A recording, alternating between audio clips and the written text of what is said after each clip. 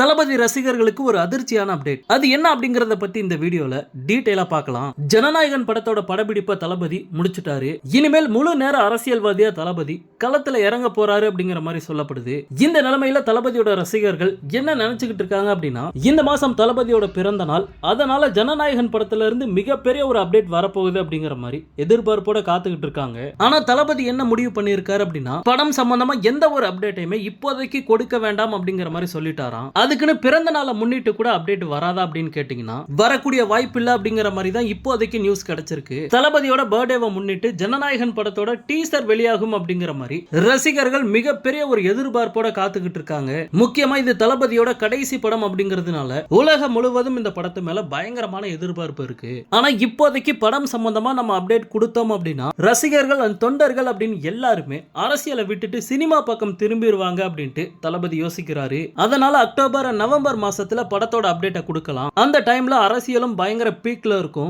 இன்னொரு பக்கம் movie update கொடுத்தாலும் ரசிகர்கள் அரசியல்ல இருந்து டைவர்ட் ஆக மாட்டாங்க அப்படிங்கிற மாதிரி தளபதி யோசிக்கிறாரு. சோ தளபதி எடுத்திருக்க முடிவு கரெக்ட் அப்படிங்கிற மாதிரி தான் எனக்கு தோணுது. ஆனா தளபதியோட பிறந்த நாளுக்கு ஒரு அப்டேட் கூட இல்லாம அந்த நாள் எப்படி முடிய போகுது அப்படின்ட்டு தெரியல. மேபி ஜனநாயகன் படத்துல இருந்து ஏதாவது ஒரு சின்ன அப்டேட் கொடுக்கிறதுக்கு வாய்ப்பு இருக்கு. பட் வெயிட் பண்ணி பார்க்கலாம். ஓகே நண்பா, இந்த நியூஸ் பத்தி உங்களுடைய கருத்து என்ன அப்படிங்கறத கமெண்ட்ல சொல்லுங்க. தளபதியோட எல்லா அப்டேட்டுமே மிஸ் பண்ணாம பார்க்க நம்ம சேனலை சப்ஸ்கிரைப் பண்ணி சப்போர்ட் பண்ணுங்க.